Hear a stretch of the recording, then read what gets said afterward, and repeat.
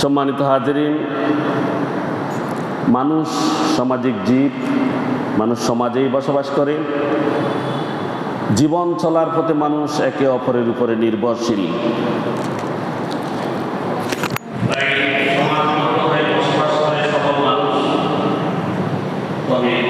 সমাজে যারা বসবাস করে সবাই অবস্থান কিন্তু সমাজে এক নয়।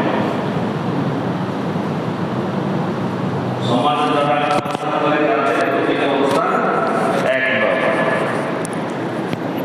কেউ শ্রমিক, কেউ অফিসার, কেউ ইঞ্জিনিয়ার, কেউ ইমাম, কেউ মুয়াজ্জিন, বিভিন্ন রকমের শ্রেণী পেশার মানুষ এই সমাজে বসবাস করে, ঠিক না? তো ধনী গরিব, আবার কেউ মালিক, কেউ শ্রমিক। তবে এসব ভিন্নতা তারতম্যের কোনো মর্যাদা বা পৃথকীকরণ আল্লাহর কাছে নাই। আসেনি? নাই। আল্লাহর কাছে সকলের পরিচয় হচ্ছে সবাই মানুষ। আমরা সবাই কি মানুষ। বংশগত পরিচয় আছে, গোত্রগত পরিচয় আছে। এগুলো হচ্ছে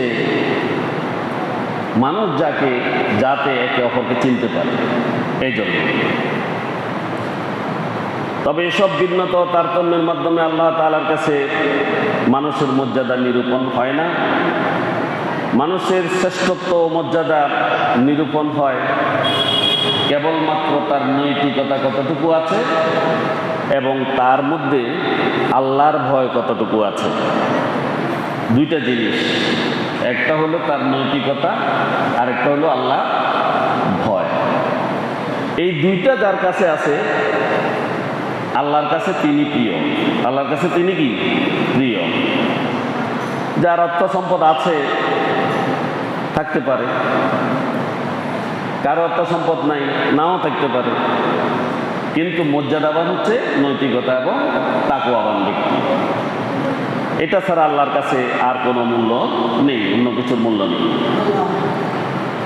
মহান আল্লাহ রব্বুল আলামিন সূরা হুজরাতের 13 নং আয়াতে ইরশাদ করেছেন, ইয়া আইয়ুহান নাসু ইন্না খালাকনাকুম মিন যাকারিন ওয়া উনসা ওয়া জাআলনাকুম শুউবান ওয়া ক্বাবাইলা লিতাআরাফু أكرمكم عند الله أتقاكم إن الله عليم خبير। আল্লাহ রাব্বুল আলামিন আমি যে কথা বলেছি এটার সপক্ষে আল্লাহ পাক রাব্বুল আলামিন কোরআনে যে যুক্তি দিয়েছেন সেটি এই আয়াতেই উল্লেখ করা হয়েছে। মহান আল্লাহ পাক রব্বুল আলামিন বলছেন, ইয়া আইয়ুহান নাস, হে মানব সকল। এখানে মানুষ বলতে দুনিয়ার ধনী গরিব আর যত রকমের পেশাদারী লোক আছে, নারী পুরুষ সহ সবাইকে একসাথে ইয়া আইয়ুহান নাস বলা হয়েছে। সকল মানুষকে একসাথে বলা হয়েছে। ইন্না খালাকনাকুম, নিশ্চয় আমি তোমাদেরকে সৃষ্টি করেছি। কে বলছেন? সমস্ত মানুষকে কে সৃষ্টি করেছেন? আল্লাহ সুবহানাহু ওয়া তাআলা। তিনি বলছেন, মিন যাকারিন ওয়া উনসা, মিন যাকারিন একজন পুরুষ থেকে, ওয়া উনসা এবং একজন নারী থেকে। এই কথা ঠিক নেই। হযরত আদম আলাইহিস সালাম এবং বিবি হাওয়ার মাধ্যমে তো মানব জাতির কি সম্প্রসারণ, ঠিক না? মানব জাতির উৎপত্তি তো সেখান থেকে। তাহলে আমরা সবাই এসেছি এক আদম এবং হাওয়া আলাইহিস সালাম থেকে, ঠিক কি না? এই কথা আল্লাহ বলছেন। ওয়াজআলনাকুম শুউবান ওয়া ক্বাবাইলা, ওয়াজআলনাকুম এবং আমি তোমাদেরকে বানিয়েছি বা তোমাদেরকে আমি বিভক্ত করেছি। শুউবান ওয়া ক্বাবাইলা, শুউবান বিভিন্ন জাতিতে, ওয়া ক্বাবাইলা বিভিন্ন গোত্রে। তাহলে বিভিন্ন জাতি এবং গোত্রে কেন বিভক্ত করেছে আল্লাহ পাক রব্বুল আলামিন?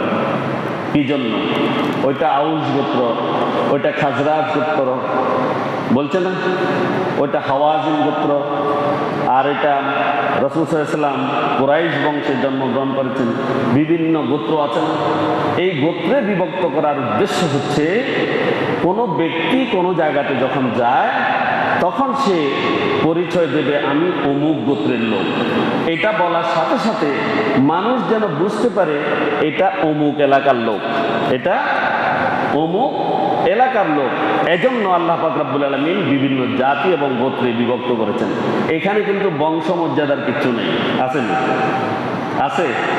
আমাদের এখানে তো আমরা উল্টো হয়ে গেছি, আমরা বংশ পরিচয়ে আছি নাকি? বংশ পরিচয় আমাদের একবারে বড় কিছু, এবং এটা আমাদের জন্য একটা ইগুর বিষয়। বুইয়াকে বুইয়া না বললে, সদরিকে সদরি না বললে তার জিয়ে বলে না এর অবস্থা খারাপ, ঠিক কিনা? বললে না কেন? তাই এই বুইয়া সদরি এগুলো আসলে মানুষের পরিচয় বহন করে না। পরিচয় বহন করে বুইয়ারা, সদরিরা আবার গোসা হইয়েন না, আমি আলোচনা এসে বললাম আর কি। তো এটা হলো যে মানুষ যাতে চিনতে পারে, এজন্য গোত্রের পরিচয়, এজন্য গোত্রের পরিচয়। আর আল্লাহর কাছে পরিচয় হলো যার নৈতিকতা এবং তাকওয়া আছে। ওই বুইয়া সদরি অমুক গোত্র তমুক গোত্র এটা নিয়ে কোনো পরিচয় আল্লাহর কাছে নাই। এবং আমি তোমাদেরকে বিভিন্ন জাতিতে বিভক্ত করেছি, ওয়াকাবাইল, এবং তোমাদেরকে বিভিন্ন গোত্রে বিভক্ত করেছি, লিতাআরাফু, যাতে তোমরা একে অপরকে চিনতে পারো, একে অপরকে চিনতে পারো। লিতাআরাফু, যাতে বলতে পারো যে হ্যাঁ ওই অমুক গোত্র বললে মানুষ বুঝতে পারে যে এটা ওই বারুইয়াঘাট থেকে এসেছে।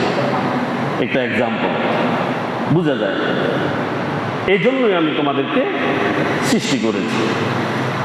ইন্না আকরামাকুম ইনদাল্লাহি আতকাকুম, ইন্না আকরামাকুম, নিশ্চয়ই তোমাদের মধ্যে মহান আল্লাহর কাছে সে ব্যক্তি বেশি সম্মানিত, আতকাকুম, যে বেশি আল্লাহকে ভয় করে, যে বেশি আল্লাহকে ভয় করে। তাহলে আল্লাহর কাছে সম্মানিত কে? যার কাছে তাকওয়া আছে, যার কাছে নৈতিকতা আছে। ইন্নাল্লাহা আলীমুন খাবীর, নিশ্চয় আল্লাহ তাআলা সব কিছু জানেন, সকল বিষয়ের খবর তিনি রাখেন। তার অন্তরের মধ্যে কি আছে সে কথা আল্লাহ জানেন কিনা? জানেন। সেই অন্তরের কথাও জানেন, প্রকাশের আগেই জানেন। তাহলে এজন্য যে কোনো পেশার লোক মানুষের কাছে সম্মানের পাত্র। আপনি একটু যদি চিন্তা করেন, আমাদের দেশে যারা সুমেন্ডা, যাদেরকে কবলার বলা হয়, মুসি, যেগুলো মুসি, এই মুসিরা যদি না থাকতো, জুতার মেকানিক যদি না থাকতো, আমাদের জুতা বানাইতো কে? কে বানাইতো? তাহলে আমাকে এই জুতা বানাইয়ারে সম্মান করতে বলি, কারণ সে আমাকে সম্মান দিছে, ঠিক কিনা? সে আমার মর্যাদা বৃদ্ধি করেছে কিনা, তাকেও সম্মান দিতে হবে। এরপরে যদি কৃষক যদি না থাকতো, তাহলে আমাদের এই মাঠে ঘাটে ফসল ফলাতো কি? তারা না থাকলে আমাদের তো উপবাস থেকে মৃত্যুবরণ করতে হইতো নাকি? তো এই জন্য তাদেরকে সম্মান দিতে হবে না? হবে। শ্রমিক যদি না থাকতো, তাহলে আমাদের খেতে খামারে কাজ করতো কে? এবং আমাদের যে বাড়ি ঘর দালান কোটা ইত্যাদি তৈরি করছে, এরা কারা? এরা যদি না থাকতো তাহলে আমাদের বাড়ি ঘরের কি অবস্থা হইতো? তাহলে এদেরকে মর্যাদা দিতে হবে না? এজন্য সকল শ্রেণী পেশার মানুষকে সম্মান দিতে হবে। ইসলাম কিন্তু এটাই, ইসলাম সকল শ্রেণী পেশার মানুষদেরকে সম্মান প্রদান করে। সমাজ জীবনে প্রতিদিনই আমরা বিভিন্ন পেশার লোকদের মুখোমুখি হয়ে থাকি। তাছাড়া বিভিন্ন পেশার মানুষ, শ্রমিক, মজুর, দাস দাসী, শিক্ষক, চিকিৎসক, ব্যবসায়ী, ইমাম, মুয়াজ্জিন, জেলে, দর্জি, তাঁতিসহ সকল পেশার মানুষ আমাদের এই সমাজ বিনির্মাণের একটা গুরুত্বপূর্ণ অংশ, ঠিক কিনা? মানুষ কি, আমরা কি একা চলতে পারবো? একা চলা কি আমাদের পক্ষে সম্ভব? তাহলে আমাদের এই মসজিদে আছে ইমাম, মুয়াজ্জিন, খতিব, আছে কিনা? আমাদের আছে এই মসজিদ পরিষ্কার করার জন্য একজন খাদেমও আছে, আছে না? তো তিনি তো আমাদের এই সমাজের একটা অংশ কিনা, তো এই জন্য ওনাদেরকেও মর্যাদা প্রদান করতে হবে কিনা? হবে। অবমর্যাদা করেন এটা আলোচনা এসে বলছি। ইসলাম শ্রম ও শ্রমিকের সর্বোচ্চ মর্যাদা দিয়েছে। ইসলাম ঘোষণা করেছে ফরজ ইবাদতের পর মানুষের অন্যতম একটি ফরজ হলো হালাল রিজিক উপার্জনে শ্রম ব্যয় করা। এটা আমার জন্য, আপনার জন্য, প্রতিটি মানুষের জন্য। হালাল রিজিকের জন্য যে শর্ত সেটা হলো শ্রম দিতে হবে। কি দিতে হবে? শ্রম দিতে হবে। জীবিকা অন্বেষণকে ইসলাম উত্তম ইবাদত হিসেবেও ঘোষিত করেছে। ইসলাম বলে যে শ্রমের মাধ্যমে যে জীবন অন্বেষণ করে, জীবন জীবিকা নির্বাহ করে, সে ব্যক্তি যেন এই তার শ্রমের মধ্যে মহান আল্লাহ রাব্বুল আলামিনের ইবাদত করল। সুবহানাল্লাহ বলেন। শ্রমটাও ইবাদত। পবিত্র কোরআনে সালাত আদায়ের পর রিজিক অন্বেষণের জন্য বের হতে নির্দেশ দেওয়া হয়েছে। মহান আল্লাহ পাক রব্বুল আলামিন সূরা জুমার 10 নং আয়াতে ইরশাদ করেছেন, ফাইযা কুদিয়াতিস সালাতু ফান্তাশিরু ফিল আরদ ওয়াবতাগু মিন ফাদলিল্লাহ ওয়াযকুরুল্লাহা কাসীরান লাআল্লাকুম তুফলিহুন। তাহলে শ্রমের বিষয়ে কোরআনে আয়াত আসেনি? আছে। ফাইযা কুদিয়াতিস সালাত, যখন তোমরা সালাত শেষ করো, যখন তোমাদের সালাত শেষ হয়ে যায়, ফান্তাশিরু ফিল আরদ, এই পৃথিবীর জমিনে, এই পৃথিবীর বিভিন্ন স্থানে তোমরা ছড়িয়ে পড়ো। ওয়াবতাগু মিন ফাদলিল্লাহ, ওয়াবতাগু তোমরা অনুসন্ধান করো, খুঁজে বের করো, মিন ফাদলিল্লাহ আল্লাহ রাব্বুল আলামিনের অনুগ্রহ, নিয়ামত, রিজিক, এটা তালাশে তোমরা বেরিয়ে যাও। ওয়াযকুরুল্লাহা কাসীরান, মনে রেখো বেশি বেশি করে তোমরা কাকে স্মরণ করবে? আল্লাহকে তোমরা বেশি বেশি করে স্মরণ করবে। লাআল্লাকুম তুফলিহুন, যাতে তোমরা সফল কাম হতে পারো, তোমরা কামিয়াব হতে পারো। হাদিস শরীফে এসেছে রাসূলুল্লাহ সাল্লাল্লাহু আলাইহি ওয়াসাল্লাম বলেছেন, তালাবা কাসবিল হালালি ফরিদাতুন বা'দাল ফরিদা, হালাল রিজিক অন্বেষণ করা ফরজ ইবাদতগুলোর মধ্যে অন্যতম একটি। হালাল রিজিক অন্বেষণ করা, খোঁজা, হালাল কাজ খুঁজে বেড়ানো, এটা ইবাদতগুলোর মধ্যে অন্যতম। ইবাদতগুলোর মধ্যে কি? নিজের হাতে কামাই করা উপার্জন হলো সর্বোত্তম উপার্জন। এখন তো আমাদের দেশে বললে কেউ রাগব, আরেকজনেরটা নিজে মনে করে, ঠিকই না? এটা আরেকজনেরটা খাইতে ফেললে আমি বেশি খুশি। আসলে খুশি হয়ে লাভ নাই। আরেকজনেরটারে বেশি হালাল মনে করেন, কি করতে হবে? হালাল মনে করতে হবে নিজের আয়, নিজের উপার্জন। হাদিস শরীফে এসেছে রাসূলুল্লাহ সাল্লাল্লাহু আলাইহি ওয়াসাল্লাম বলেছেন, মা আকালা আহাদুন তাআমান কাত্তু খায়রা বিন আইয়াকুলা মিন আমালি ইয়াদিহি। রাসূল সাল্লাল্লাহু আলাইহি ওয়াসাল্লাম বলেছেন, কারোর জন্য নিজ হাতের উপার্জন অপেক্ষা উত্তম খাদ্য এই পৃথিবীতে আর কিছু নেই। নিজে যেই উপার্জন করে সেই উপার্জনের চাইতে উত্তম কোনো খাবার এই পৃথিবীতে নেই। তাহলে উপার্জন করে খাইতে হবে। হযরত আবু হুরায়রা রাদিয়াল্লাহু তাআলা আনহু বলেন, শ্রমিক অবস্থায় জীবন কাটিয়ে দেওয়ার দৃঢ় প্রত্যয় ব্যক্ত করেন তিনি বলেন, সেই সত্তার কসম যার হাতে আবু হুরায়রার প্রাণ, যদি আল্লাহর রাস্তায় জিহাদ, হজ ও আমার মায়ের প্রতি সদ্ব্যবহারের ব্যাপারগুলো যদি না থাকতো, তাহলে আমি শ্রমিক হিসেবে মৃত্যুবরণ করা পছন্দ করতাম। সুবহানাল্লাহ। কে? হযরত আবু হুরায়রা রাদিয়াল্লাহু তাআলা আনহু, রাসূল সাল্লাল্লাহু আলাইহি ওয়াসাল্লামের জলিল কদর সাহাবী, আহলে সুফফাদের মধ্যে যিনি ছিলেন প্রধান, আর তিনি হাদিস সংগ্রহের দিক থেকেও প্রথম রাসূলের হাদিস বর্ণনা করেছেন সবচাইতে বেশি। সেই আবু হুরায়রা রাদিয়াল্লাহু তাআলা আনহু বলেন, আল্লাহর কসম করে বলছি, যার হাতে আমার প্রাণ, যদি জেহাদে যাওয়া যদি আমার জন্য না হতো, হজ করা যদি আমার জন্য না হতো, আমার মায়ের প্রতি সদ্ব্যবহারের আদেশ যদি না হতো, এই ব্যাপারগুলো যদি আমার সামনে না থাকতো, তাহলে আমি শ্রমিক হিসেবে মৃত্যুবরণ করাটাকে বেশি পছন্দ করতাম। সৎভাবে হালাল উপার্জন আল্লাহ তাআলার খুবই পছন্দনীয় একটি আমল। এসব ক্ষেত্রে অনেক ফজিলতের কথাও বর্ণিত হয়েছে। সত্যবাদী ব্যবসায়ীর ফজিলত বর্ণনা করে রাসূল সাল্লাল্লাহু আলাইহি সাল্লাম বলেছেন, আত-তাজিরুল সুদুকুল আমিন মা'আন নাবিয়্যিন ওয়াস-সিদ্দীকিন ওয়াশ-শুহাদা। রাসূল সাল্লাল্লাহু আলাইহি সাল্লাম বলেন, সত্যবাদী ও বিশ্বস্ত ব্যবসায়ীরা থাকবে আখিরাতে নবীদের সাথে। কাদের সাথে? নবীদের সাথে থাকবে। কারা? সত্যবাদী, তাজিরুস সুদুক সত্যবাদী ব্যবসায়ী, আর আমি বিশ্বস্ত ব্যবসায়ী। বিশ্বস্ত ব্যবসায়ী এরা মান নবিয়্যিন, তারা কাল কিয়ামতের ময়দানে নবীদের সাথে থাকবে। ওয়াস-সিদ্দীকিন, এবং যারা সিদ্দিক তাদের সাথে থাকবেন। আর ওয়াশ-শুহাদা, শহীদদের সাথে থাকবেন। যারা আল্লাহর রাস্তায় শহীদ হয়েছে তাদের সাথে তাদের হাসর নাসর হবে। সুবহানাল্লাহ বলবেন না? তাহলে ব্যবসায়ীদের এবং সত্যবাদী যারা, তাদের বিষয়ে কত বড় সুখবর। শ্রম ব্যয় করে জীবিকা নির্বাহ করা নবীগণের সুন্নত। নবীগণের সুন্নত। পৃথিবীর শ্রেষ্ঠতম মানুষ হলেন নবী ও রসুলগণ।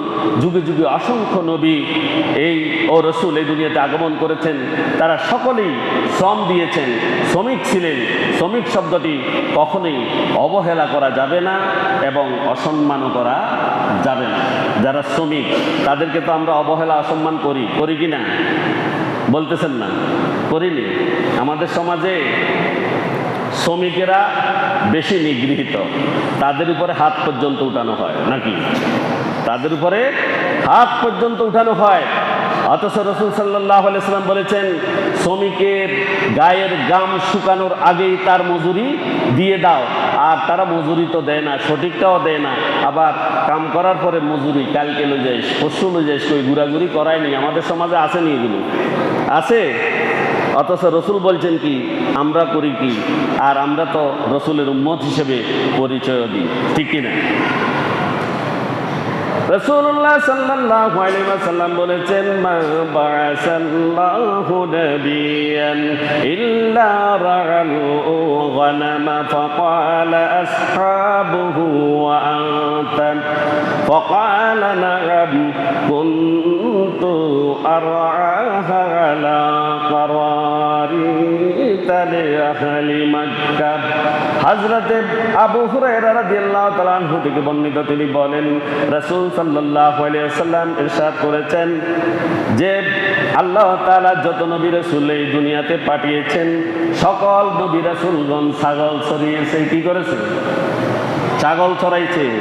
ছাগল চড়ানো ছাড়া কেউ রসুল হতে পারেনি। সকল রসুল ছাগল চড়াইয়াছেন। সাহাবীগণ বললেন, হে আল্লাহর রসুল, আপনিও কি ছাগল চড়াইছেন? তখন রাসূল সাল্লাল্লাহু আলাইহি ওয়াসাল্লাম বললেন, হ্যাঁ, আমি কয়েকটি রাতের বিনিময়ে মক্কাবাসীদের ছাগল চড়িয়েছি। বুখারী শরীফের 2262 নং হাদিস। রাসূল সাল্লাল্লাহু আলাইহি ওয়াসাল্লাম নিজেও শ্রমিক ছিলেন। হযরত দাউদ আলাইহিস সালামের পেশার বিষয়ে পবিত্র কোরআনুল কারীমে আল্লাহ তাআলা বলেন, ওয়া আল্লামনাহু সানআতা লাবুসিলাকুম, আমি তাকে তোমাদের জন্য বর্ম নির্মাণ শিক্ষা দিয়েছিলাম। তিনি কর্মকার ছিলেন। কি ছিলেন? দাউদ আলাইহিস সালাম কি ছিলেন? কর্মকার। তিনি লোহার হাতুড়ি, মাতুল, বিভিন্ন অস্ত্র, লোহার বর্ম ইত্যাদি তিনি তৈরি করতেন। সূরা আম্বিয়ার 80 নং আয়াত। হাদিস শরীফে এসেছে, রাসূলুল্লাহ সাল্লাল্লাহু আলাইহি ওয়াসাল্লাম বলেন, ওয়া ইন্না নাবিয়াল্লাহি দাউদ আলাইহিস সালাম কানা ইয়াকুলু মিন আমালি ইয়াদাই।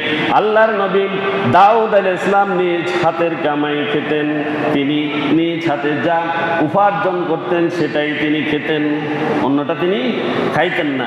হযরত জাকারিয়া আলাইহিস সালামের উপার্জনের মাধ্যমে বর্ণনা করে রাসূল সাল্লাল্লাহু আলাইহি ওয়াসাল্লাম বলেছেন, কানা জাকারিয়াহু নাজ্জারা, জাকারিয়া আলাইহিস সালাম কাঠমিস্ত্রি ছিলেন। কি ছিলেন? কাঠমিস্ত্রি ছিলেন। এছাড়াও অন্যান্য নবীগণ বিভিন্ন পেশার মাধ্যমে জীবিকা নির্বাহ করেছেন। তাই শ্রমের বিনিময়ে জীবিকা নির্বাহ করা নবীদের একটি আদর্শ। নবীদের একটি কি আদর্শ? এই আদর্শ আমরা প্রত্যেকে ধারণ করবো ইনশাআল্লাহ। রাসূল সাল্লাল্লাহু আলাইহি ওয়াসাল্লাম ভিক্ষা না করে শ্রম দিতে বলেছেন, যে এটা আমরা প্রত্যেকে জানি যে এক ব্যক্তি রাসূল সাল্লাল্লাহু আলাইহি ওয়াসাল্লামের কাছে ভিক্ষার জন্য আসলো, আর রাসূল সাল্লাল্লাহু আলাইহি ওয়াসাল্লাম বললেন, তোমার ঘরে কি কিছু আছে? বলে, আমার ঘরে তো একটা কম্বল আছে, তো কম্বলটা নিয়ে আসো। রাসূল সাল্লাল্লাহু আলাইহি ওয়াসাল্লাম এটা 2 দিনারে বিক্রি করলেন। 1 দিনার দিয়ে তিনি কি করলেন? তার খাবারের জন্য দিলেন। আর 1 দিনার দিয়ে একটা কুঠার কেনার জন্য বললেন, এবং কুঠার যখন কিনল, রাসূল নিজে এই কুঠারের হাতল লাগিয়ে বললেন, যাও বনে গিয়ে কাঠ কেটে খাও, বনে গিয়ে কাঠ কেটে বাজারে বিক্রি করে খাও। পরদিন ওই ভিক্ষুক 10 দিনার নিয়ে রাসূল সাল্লাল্লাহু আলাইহি ওয়াসাল্লামের কাছে আসলো। এটি তার উপার্জন। সুবহানাল্লাহ। তাহলে এভাবে ইসলামে খেটে খাওয়াকে কি করেছে? জায়েজ করেছে। আমাদের এটা সবাইকে শ্রমজীবী হওয়া উচিত। শ্রমিকের অধিকার আল্লাহ রাব্বুল আলামিন বলেছেন, ইয়া আইয়ুহাল্লাযিনা আমানু আউফু বিল উকুদ। হে মুমিনগণ, তোমরা অঙ্গীকার পুরা করো। অঙ্গীকার কি করো? পুরা করো। শ্রমিকের অধিকার আদায় রাসূল সাল্লাল্লাহু আলাইহি ওয়াসাল্লাম সর্বদা সচেষ্ট ছিলেন। ইসলাম শ্রমিককে যে অধিকার ও মর্যাদা দিয়েছেন, পৃথিবীর ইতিহাস সাক্ষী। অন্য কোনো মতবাদ, অন্য কোনো ধর্ম, অন্য কোনো ইজমের মধ্যে সেটা দেওয়া সম্ভব হয়নি, হবেও না কিয়ামত পর্যন্ত। কোনোভাবেই শ্রমিকের অধিকার যেন লঙ্ঘন না হয়, ইসলাম সেদিকে বিশেষভাবে লক্ষ্য রেখেছে। শ্রমিকের সাথে কৃত চুক্তি, যেমন আমি কাজ করব আজকে দিন, এই কাজের মজুরি হলো 800 টাকা বা 1000 টাকা, তার একটা চুক্তি আছে। এটা তাকে তার পরিশ্রমের পরে তাকে দিয়ে দিতে হবে, তাকে দিয়ে দিতে হবে, এটাই চুক্তি। আর এই চুক্তি আল্লাহ রাব্বুল আলামিন আমাদেরকে পূরণ করতে বলেছেন। হাদিস শরীফে এসেছে, রাসূলুল্লাহ সাল্লাল্লাহু আলাইহি ওয়াসাল্লাম বলেন, আল মুসলিমু আলা শুরুতিহিম। মুসলমানরা নিজেদের শর্তসমূহ পালন করতে বাধ্য। যদি কেউ মুসলমান হয়, তাহলে তাকে অবশ্যই এই শর্ত পূরণ করতে হবে। শ্রমিকের অধিকারের প্রতি লক্ষ্য রাখা এবং তার যাবতীয় হক আদায় করে দিতে ইসলাম নির্দেশ দিয়েছে খুব গুরুত্বের সহকারে। তাছাড়া তার সকল সুযোগ সুবিধার প্রতিও লক্ষ্য রাখা কার? মালিকের দায়িত্ব। মালিকের কি দায়িত্ব? শ্রমিকের কিছু অধিকার আমরা সবগুলো বলতে পারবো না, কিছু কিছু বলবো। সাধ্যের বাইরে কাজ তার উপরে চাপিয়ে দেয়া যাবে না। শ্রমিকের উপরে তার যতটুকু শারীরিক সক্ষমতা এবং টাকার মান অনুযায়ী তার কর্ম, টাকার মান অনুযায়ী তার কর্ম, এটার বাহিরে কোনো কিছু চাপিয়ে দেওয়া যাবে না। আর পবিত্র কোরআনে আল্লাহ রাব্বুল আলামিন বলেছেন, লা ইউকাল্লিফুল্লাহু নাফসান ইল্লা উসআহা। আল্লাহ তাআলা কারো উপর সাধ্যের বাহিরে দায়িত্ব অর্পণ করেন না, দায়িত্ব অর্পণ করেন না। সুতরাং শ্রমিককেও তার সাধ্যের বাহিরে কাজ করতে দেয়া যাবে না। 2 নম্বর হচ্ছে যথাযোগ্য পারিশ্রমিক তার নির্ধারণ করা, তার শ্রম অনুযায়ী পরিশ্রম নির্ধারণ করা। অনেকগুলো হাদিস এখানে এসেছে, আমাদের সময় স্বল্পতা, আমরা আগাইতে হবে। 3 নম্বর হচ্ছে যথাসময়ে পারিশ্রমিক পরিশোধ করা, তার কাজ শেষ ইনিয়ে বিনিয়ে সময় ক্ষেপণ না করা এবং তাকে যথাসময়ে তার প্রাপ্য মজুরি দিয়ে দেওয়া। শ্রমিকের গায়ের ঘাম শুকানোর আগে তার পারিশ্রমিক দিয়ে দেওয়া, এটা রাসূলের হাদিস। এরপরে 4 নম্বর যেটা, শ্রমিকের উপর কোনো ধরনের জুলুম করা যাবে না। শ্রমিকের উপরে কোনো রকম জুলুম করা যাবে না। শ্রমিকের উপর জুলুম করলে আল্লাহ এবং তার রাসূলের কথার মধ্যে ওই ব্যক্তি থাকবে না। সময় মতো তার বেতন পরিশোধ করে দিতে হবে। ঠিক মতো শ্রমিকের বেতন পরিশোধ না করাও এক প্রকারের জুলুম। হাদিস শরীফে এসেছে, রাসূল সাল্লাল্লাহু আলাইহি ওয়াসাল্লাম বলেছেন, মাতলুল বানি জুলুম। ধনী ব্যক্তির ন্যায্য পাওনা পরিশোধের গড়িমসি করা এক প্রকারের জুলুম। জুলুম কিন্তু অত্যন্ত ভয়াবহ অপরাধ, ভয়াবহ অপরাধ। জুলুম করা আল্লাহ রাব্বুল আলামিন স্বয়ং নিজের উপরও হারাম করে দিয়েছেন। আল্লাহ নিজের উপরও জুলুম করাকে হারাম করেছেন। হাদিসে কুদসিতে এসেছে, রাসূল সাল্লাল্লাহু আলাইহি ওয়াসাল্লাম বলেছেন যে আমি আমার নিঃসত্তার উপর জুলুমকে হারাম করে নিয়েছি, তোমাদের মধ্যেও তা হারাম বলে তোমরা আমি ঘোষণা করছি, অতএব তোমরা একে অপরের উপরে কোনো রকমেই জুলুম করবে না। সম্মানিত হাজিরিন, অত্যন্ত পরিতাপের বিষয় হলো আমাদের সমাজের খেটে খাওয়া মানুষ, দিনমজুর শ্রমিকগণ নানাভাবে নির্যাতিত নিষ্পেষিত হচ্ছেন, তারা বিভিন্ন জুলুমের শিকার হচ্ছেন। অনেক সময় তাদের ন্যায্য পারিশ্রমিক নির্ধারণ করা হয় না, বা নির্ধারণ করা হলেও তাদেরকে সেটা নির্দিষ্ট সময়ে দেয়া হয় না এবং দেয় না, এবং দিতে নানা রকম তাল বাহানা সাজানো হয়, এখান দিয়ে এটা করলি কা, ওখান দিয়ে এটা করলি কা। এটা রসুলের সুন্নত নয়। রসুল সাল্লাল্লাহু আলাইহি ওয়াসাল্লামের এক সাহাবী বলেছেন যে আমি রসুল সাল্লাল্লাহু আলাইহি ওয়াসাল্লামের কাছে 9 বছর থেকেছি, কাজ করেছি, অথচ রসুল সাল্লাল্লাহু আলাইহি ওয়াসাল্লাম আমাকে কখনো বলেননি এটা তুমি এভাবে করেছো কেন, রসুল এভাবে বলেননি। তাহলে আমাদের সমাজে কিন্তু এটা বিপরীত চিত্র, এটা চরম পর্যায়ের এক অমানবিক কাজ। যদি আমরা শ্রমিকের উত্তম মজুরি যদি আমরা তাদেরকে পরিশোধ না করি। সম্মানিত হাজিরিন, 5 নম্বর হচ্ছে শ্রমিকের সাথে সুন্দর আচরণ করতে হবে, এদের সাথে এদেরকে এহসান করা, দয়া প্রদর্শন করা এবং তার যাবতীয় বিষয়ে খোঁজখবর রাখাও মালিকের প্রতি শ্রমিকের অধিকার। শ্রমিকের খাবার দাবার পোশাক পরিচ্ছদের প্রতি লক্ষ্য রাখা উচিত। রাসূল সাল্লাল্লাহু আলাইহি ওয়াসাল্লাম বলেছেন শ্রমিকের খাওয়া দাওয়া ও পোশাক পরিচ্ছদের ব্যবস্থা করা মনিবের দায়িত্ব। রাসূল সাল্লাল্লাহু আলাইহি ওয়াসাল্লাম তো তার কাজ যারা করতেন তাদের বিয়ে না করলে বিয়ের ব্যবস্থাও করতেন। আমাদের দেশে তো এটা নাই। আমরা তো রাসূল সাল্লাল্লাহু আলাইহি ওয়াসাল্লামের উম্মত, সবাই নিজেদেরকে ঘোষণা করছি, কিন্তু রাসূল সাল্লাল্লাহু আলাইহি ওয়াসাল্লামের কথা আমাদের কাছে নাই, অনুপস্থিত। শ্রমিকের ছুটির ব্যবস্থা রাখা, তাদেরকে সপ্তাহে বা মাসে যেভাবে চুক্তি হয় এভাবে চুক্তি অনুযায়ী তাদেরকে ছুটি ছাটার ব্যবস্থা করা। এরপরে আছে শ্রমিকের গায়ে হাত তোলা এবং তাকে গালিগালাজ করা সম্পূর্ণ নিষেধ ইসলামে। এখানে কোরআন এবং হাদিসের বিস্তারিত বর্ণনা আছে, আমি শুধু শিরোনামগুলো বলে যাচ্ছি যে তাদেরকে গালিগালাজ করা যাবে না, তাদের গায়ের উপরে হাত তোলা যাবে না। এরপরে 8ম যেটা, ভুল হলে তাদেরকে ক্ষমা করতে হবে। আর শ্রমিকের ভুল ত্রুটি ক্ষমা সুন্দর দৃষ্টিতে দেখা একজন নৈতিক ব্যক্তির কাজ। এক সাহাবী এসে রাসূল সাল্লাল্লাহু আলাইহি ওয়াসাল্লামকে জিজ্ঞাসা করলেন, ইয়া রাসূলুল্লাহ, আমরা কতবার খাদেমকে ক্ষমা করব? নবী সাল্লাল্লাহু আলাইহি ওয়াসাল্লাম উত্তর দিলেন না। সাহাবী এবার একই প্রশ্ন এইভাবে 3 বার করলেন, রাসূল উত্তর দিলেন না। 3 বারের পরে রাসূল সাল্লাল্লাহু আলাইহি ওয়াসাল্লাম বললেন, প্রতিদিন তাকে 70 বার তুমি ক্ষমা করবে। কয়বার? 70 বার ক্ষমা করবে। তিরমিজি শরীফের 1949 নং হাদিস।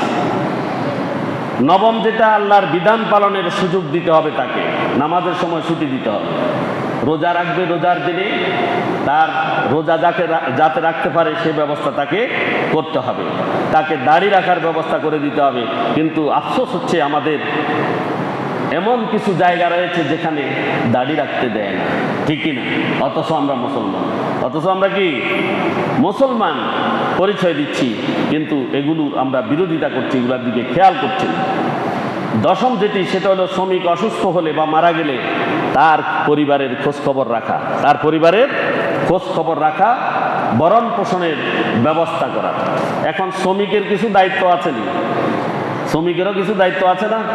শ্রমিকের যেমন অধিকার ও মর্যাদা রয়েছে, তেমনি তার অনেক দায়িত্ববোধ রয়েছে। একজন শ্রমিকের প্রধান দায়িত্ব ও কর্তব্য হল চুক্তি মোতাবেক মালিকের প্রদত্ত কাজ অত্যন্ত নিষ্ঠা এবং বিশ্বস্ততার সাথে সম্পাদন করা, শেষ করা। রাসূল সাল্লাল্লাহু আলাইহি ওয়াসাল্লাম বলেছেন, ইন্নাল্লাহা তাআলা ইউহিব্বু মিনাল আমিলি ইজা আমিলা আন ইউহসিন।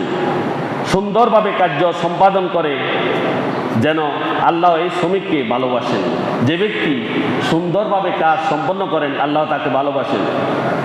কাজ ফাঁকি দিয়ে নিয়মিত হাজিরা খাতায় স্বাক্ষর করে বেতন উত্তোলন করা, এটা ধোঁকাবাজি। এটা কি ধোঁকাবাজি। শ্রমিক যেন এটা না করে, যা অত্যন্ত গুনাহের কাজ। হাদিস শরীফে রাসূল সাল্লাল্লাহু আলাইহি সাল্লাম বলেছেন, মান গাসসা ফালাইসা মিন্না, যে ব্যক্তি প্রতারণা করে, ধোঁকাবাজি করে, সে আমার দলভুক্ত নয়। তাহলে রাসূল সাল্লাল্লাহু আলাইহি সাল্লামের দলভুক্ত না হলে সে কি, কোথায় আছে, তার কি অবস্থা? শ্রমিক যদি তার উপর অর্পিত দায়িত্ব যথাযথভাবে পালন করে, তাহলে তার জন্য রাসূল সাল্লাল্লাহু আলাইহি ওয়াসাল্লাম দ্বিগুণ পুরস্কারের ঘোষণা করে বলেছেন, 3 শ্রেণীর লোকের দ্বিগুণ সওয়াব প্রদান করা হবে।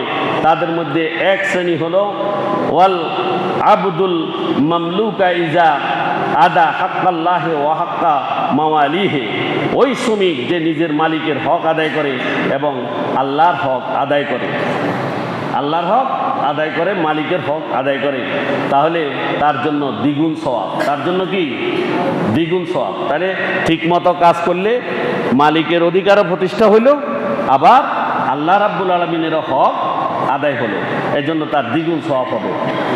মালিক ও শ্রমিকের সম্পর্ক হবে কেমন? ভাইয়ের মতো। কিসের মতো? ভাইয়ের মতো। এই যে এখন আমরা বাংলাদেশে শ্রমিকদের সময় কতটুকু? কার্যঘণ্টা 8 ঘন্টা। কয় ঘন্টা? দিনে 8 ঘন্টা। ইউরোপ এবং আমেরিকাতে 1886 সালে আজকের এই দিনে, 1886 সালে আজকের এই দিনে, অর্থাৎ 1 মে, এর আগের সময়টাতে 14 ঘন্টা অথবা তার চেয়েও বেশি শ্রমিকদেরকে কর্ম করিয়ে তাদেরকে মজুরি দিত না। মজুরি দিত না, তাদেরকে কঠোর পরিশ্রম করানো হতো। আর আমেরিকার শিকাগোতে ম্যাককর্মিক হারভেস্টিং মেশিন কোম্পানিতে, সেখানে অনেকগুলো শ্রমিক ছিল। সেখানে লেবার লিডারদের নেতৃত্বে তারা হরতালের আহ্বান করেছিল, মানববন্ধন করেছিল। ওই মানববন্ধনে তাদের উপরে নির্বিচারে গুলি করা হয়েছিল। ওই গুলিতে সেখানে একজন জায়গাতে ইন্তেকাল করেছে আর কয়েকজন আহত হয়েছে। এইটাকে কেন্দ্র করে পুরা ইউরোপ এবং আমেরিকাতে শেষ পর্যন্ত 8 ঘন্টা কর্মঘণ্টা নির্ধারণ করা হয়েছে। এখন তারা যদি পারে, আমরা পারবো না কেন? আমরা পারবো না কেন? তাদের কাছে তো কোরআন নেই, তাদের কাছে তো হাদিস নেই, তাদের কাছে তো আল্লাহ এবং তার রাসূলের কোনো স্থান নেই, কিন্তু তারাও এটা করতে পেরেছে। আমরা পারবো না? মুসলিম, আমাদের কাছে কোরআন আছে, হাদিস আছে, রাসূলের জীবনী আছে, আমরা পারবো না কেন এগুলো প্রতিষ্ঠা করতে? আপনি দেখবেন অন্যান্য দেশে শ্রমিকের এত আন্দোলন হয় না যে আন্দোলন বাংলাদেশে হয়। হয়নি? হয়নি? হয়। কেন হয়? কারণ তারা তাদের পাওনা পায় না। এখন ওখানে একজনের মৃত্যুতে যদি এটা হয়, আমাদের দেশে শত শত শ্রমিক মারা যায়, কিন্তু তাদের জন্য কি হয় না? কর্মঘণ্টা নির্ধারণ হয় না, তাদের বেতন বাড়ে না, তাদের বেতন বাড়ে না, তারা ন্যায্য মজুরি পায় না, তারা ন্যায্য মজুরি পায় না। তাদেরকে ন্যায্য মজুরি দিতে হবে, তাদের সাথে সম্পর্ক হবে ভাইয়ের মতো। আল্লাহ তাআলা যে ভাইকে তোমার অধীন করে দিয়েছেন তাকে তুমি খেতে দাও যা তুমি নিজে খাও, যা তুমি নিজে খাও, তাকে তাই তুমি পরিধান করতে দাও যা তুমি নিজে পরিধান করো। তুমি ভালো পোশাক পরো। যেই ভাইকে দিয়ে তোমার ঘর সাজালে, যেই ভাইকে দিয়ে তুমি তোমার নিজের শরীর সাজালে, যদি টেইলার না থাকতো আমাদের জামাকে সিলাইতো, যদি মেথর না থাকতো আমাদের বাথরুম পরিষ্কার করতো কে, টাঙ্কি পরিষ্কার করতো কে, যদি মুসি না থাকতো আমাদের জুতাকে দিত, যদি মেহনতি মানুষ না থাকতো আমাদের জীবিকা কোত্থেকে আসতো? তাই এই সমস্ত লোকদেরকে, এখানে হিন্দু বা ভিন্ন বিধর্মী যারা, তাদের ক্ষেত্রে রাসূল সাল্লাল্লাহু আলাইহি ওয়াসাল্লামের হাদিস রয়েছে, বলা হয়েছে তাদের সাথেও ভালো ব্যবহার করতে হবে, কারণ তারাও মানুষ। আল্লাহ রাব্বুল আলামিন ইয়া আইয়ুহাল লাযিনা আমানু বলেন নাই, ইয়া আইয়ুহান নাস বলেছেন। কি বলেছেন? ইয়া আইয়ুহান নাস, হে মানুষেরা, হে মানব জাতি, সকল নারী পুরুষ সহ সবাইকে আল্লাহ রাব্বুল আলামিন একসাথে সম্বোধন করে বলেছেন যে তোমরা মনে রাখবে আমি তোমাদেরকে সৃষ্টি করেছি এক পুরুষ এবং এক নারী থেকে। ওখানে কি হিন্দু মুসলিম বৌদ্ধ খ্রিস্টান ছিল? আদম এবং হাওয়া আলাইহিস সালাম থেকে যখন আমাদেরকে সৃষ্টি করা হয়েছে, আমরা তো সেখান থেকে আসছি। ওখানে তো হিন্দু বৌদ্ধ খ্রিস্টান ছিল নি। তো এখানে আসি কেন? হিন্দু হইলে তাকে খারাপ ব্যবহার করতে হবে কেন? তার মজুরি দিতে হবে না কেন? বিধর্মী যারা তাদের সাথে খারাপ আচরণ করতে হবে কেন? এটা তো মুসলিমের নৈতিকতা হতে পারে না। ইসলাম এই সকল বিষয়ে সুস্পষ্ট ধারণা দিয়েছে। সকল জাতি ধর্ম নির্বিশেষে সকলকে মানুষ মনে করতে হবে, 1 নম্বর, ঠিক কিনা? সবাই কি মানুষ, আর মানুষকে মনে করতে হবে আমরা এক আদম আলাইহিস সালাম এবং হাওয়া আলাইহিস সালাম থেকে আমরা সৃষ্টি হয়েছি। আর আমাদের এখানে বংশের কোনো গৌরব নাই, বংশের কোনো কি নেই, গৌরব নাই, কারণ আল্লাহর কাছে বংশের কোনো মর্যাদা নেই। আল্লাহ রাব্বুল আলামিন বলেছেন ওয়াজআলনাকুম শুবান ওয়া ক্বাবাইলা লিতাআরাফু, আমি তোমাদেরকে বিভিন্ন জাতি এবং গোত্রে বিভক্ত করেছি এজন্য যে তোমরা যাতে একে অপরকে চিনতে পারো। চিনার জন্য জাতি গোত্র আমি তৈরি করেছি। আমি তোমাদেরকে একবারে কেউ উঁচু বংশে কেউ নিচু বংশে এই জন্য আমি কোনো বংশ সৃষ্টি করিনি। আর আল্লাহ বলেছেন যে সে ব্যক্তি আল্লাহর কাছে বেশি সম্মানিত যে ব্যক্তি আল্লাহকে ভয় করে। কাকে ভয় করে? আল্লাহকে ভয় করে। ইন্না আকরামাকুম ইনদাল্লাহি আতকাকুম, সে ব্যক্তি তোমাদের মধ্যে সে ব্যক্তি বেশি সম্মানিত যে ব্যক্তি কেবল আল্লাহকে ভয় করে। যে আল্লাহকে ভয় করে না সে কিন্তু সম্মানিত নয়, সে সম্মানিত নয়, এবং আল্লাহ তাকে ভালোবাসেন না। রাসূল সাল্লাল্লাহু আলাইহি ওয়াসাল্লামের বিরোধী সে। সুতরাং আমাদেরকে আল্লাহকে ভয় করতে হবে। আল্লাহ সকল বিষয়ে খবর রাখেন, আমরা কি করি না করি, এজন্য আমাদেরকে খুব সাবধান হতে হবে। শ্রমিকদের সাথে আমাদেরকে ভালো ব্যবহার করতে হবে। সম্মানিত হাজিরিন, যে আল্লাহ পাক রব্বুল আলামিন আমাদের এই দুনিয়ার সকল মানুষকে নিজের ভাই মনে করে সঠিক তাদের মর্যাদা দেওয়ার তৌফিক দান করুন, করতে বলি আমিন।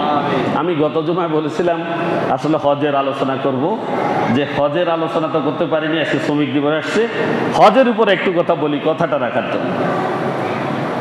আল্লাহ পাক রব্বুল আলামিন বলেছেন ওয়া আরসালা আলাইহিম তায়রান আবাবিল তারমিহিম বিহিজারাতিন মিন সিজ্জিল। কোথায় আছে? আলাম তারা কাইফা ফাআলা রাব্বুকা বিআসহাবিল ফিল। হে নবী, আপনি কি দেখেন নাই আপনার প্রতিপালক হাতিওয়ালাদের সাথে কিরূপ আচরণ করেছেন? আলাম ইয়াজআল কাইদাহুম ফি তাদলিল, তিনি কি তাদের সমস্ত ব্যর্থ অপকৌশলকে তিনি সবগুলো গুটিয়ে দেন নাই, ব্যর্থ করে দেন নাই? ওয়ারসালা আলাইহিম তায়রান আবাবিল, আর তিনি তাদের উপরে আবাবিল নামক পাখি প্রেরণ করেছেন। কি প্রেরণ করেছেন? পাখি প্রেরণ করেছেন। তারমিহিম বিহিজারাতিন মিন সিজ্জিল, তারা তাদের ঠোঁটে এবং তাদের পায়ে করে তারা পাথর এনেছিল এবং সেটি নিক্ষেপ করেছিল। ফাজআলাহুম কাআসফিন মাকুল, যা দ্বারা আল্লাহ পাক রব্বুল আলামিন তাদেরকে সর্বিত বা বক্ষিত বুশি এটার মতো উড়িয়ে দিলেন। সর্বিত বুশি ছিলেননি, সর্বিত বুশি বা বক্ষিত বুশি এটা একটু কঠিন শব্দ। যে আমাদের গরু ঘাস খায় না, গরু ঘাস খাওয়ার পরে যখন আপনি গামলাতে যে বাঁধেন, বাঁধার পরে গরু কিছুক্ষণ গাল ছাড়েনি, সাবায়নি, কতক্ষণ সাবায়নি, এখানে সাবাইতে ওই ঘাসগুলো এখানে আনি এগুলাকে এমন ফিসে এগুলো কি হয়ে যায়, বুশির মতো হয়ে যায়। এইরকম বুশির মতো আল্লাহ পাক রব্বুল আলামিন উড়াই দিলেন। কাকে? যারা এই কাবাঘর ধ্বংস করতে এসেছিল, যারা কাবাঘর ধ্বংস করতে এসেছিল। আমি এটা বলার উদ্দেশ্য হচ্ছে একটা প্রমাণ দেওয়ার জন্য যে ইয়ামানের বাদশা আব্রাহা সে বিশাল হস্তি বাহিনী নিয়ে 40,000 হাতি এবং লক্ষাধিক সৈন্য, 1,40,000 সৈন্য নিয়ে সে কাবাঘর ধ্বংস করার জন্য এসেছিল। সে বলেছে যে মুসলমানরা মুসলমানের খোদা কি করে দেখি, মুসলমানদের আল্লাহ আমাকে কি করতে পারে দেখি। এটা করেছে সে কি জন্য? যখন হজের মৌসুম আসে, পুরা বিশ্ব থেকে মুসলমানেরা আসে হজ করার জন্য মক্কায়, কাবায়। এখানে যখন হজ করার জন্য আসে, সে চিন্তা করলো যে আমি একটি গির্জা বানাবো এবং কাবা শরীফ যেভাবে তৈরি করা হয়েছে যেই উন্নত মানের জিনিস দিয়ে, তার চেয়ে আরো অধিক উন্নত হীরা জহরত দিয়ে আমি এটা বানাবো। বানানোর পরে সে চিন্তা করলো লোকজন সেটাতে তাওয়াফ করবে, কিন্তু সেখানে কেউ যায় না, সেখানে কেউ যায় না। এই জন্য সে কাবা ধ্বংস করবে। কাবা ধ্বংস করতে আসার পরে পথে যখন সে দাঁড়াইছে, সেখানে কাবার দায়িত্বে ছিলেন রাসূল সাল্লাল্লাহু আলাইহি ওয়াসাল্লামের দাদা আব্দুল মুত্তালিব। তিনি কুরাইশ বংশের প্রধান ছিলেন। তার ওঁটগুলো 200 ওঁটা ছিল, এটা নিয়ে গেছে কোনে আব্রাহা নিয়ে গেছে এবং তার একজন লোক দিয়ে রাসূল সাল্লাল্লাহু আলাইহি ওয়াসাল্লামের দাদাকে ডাকলো যে ওখানে ডেকে নিয়ে, আমি সংক্ষেপে বলছি যে কাবার বিষয়ে আমরা আপনার সাথে ফয়সালা করতে চাই। তখন রাসূল সাল্লাল্লাহু আলাইহি ওয়াসাল্লামের দাদা বললেন যে আমি তো কাবার মালিক নই। আমি কি কাবার মালিক নই? আপনি ফয়সালা করেন কাবার মালিকের সাথে। আমি তো আপনার সাথে কথা বলতে আসছি, আপনি আমার 200 ওট নিয়ে এসেছেন। ওই কাবা শরীফ নিয়ে আমার কোনো মাথা ব্যথা নাই, মাথা ব্যথা নাই। আপনি আমার ওটগুলো দিয়ে দেন, আমি চলে যাই। এর মধ্যে আরো অনেক ঘটনা আছে। তিনি ওট নিয়ে চলে গেলেন। এরপরে তিনি মক্কার অনেকগুলো যারা উচ্চ শ্রেণীর লোক, তাদেরকে নিয়ে রাতে কাবা শরীফের গিলাফ ধরে আল্লাহর কাছে বললেন, হে আল্লাহ, হে আল্লাহ, আমি আমার ঘরকে সাজাই, আমি আমার ঘরকে রক্ষা করি।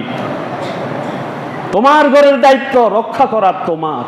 কার দায়িত্ব? কার? তোমার। আমাদের শক্তি সামর্থ্য কোনটি নেই।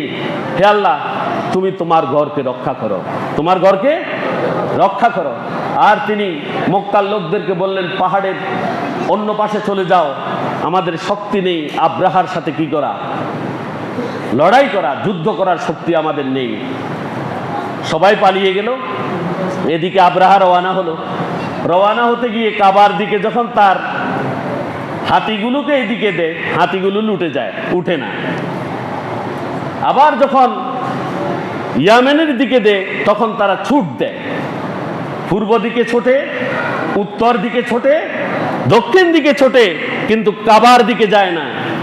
হাতি লুটে গেল, হাতির শুট দিয়ে লাঠি দিয়ে রক্তাক্ত করে ফেললো, হাতিকে মারলো, হাতি উঠে না, কাবার দিকে যায় না, অন্যদিকে দিলে ছুট দেয়। আল্লাহ পাক রব্বুল আলামিন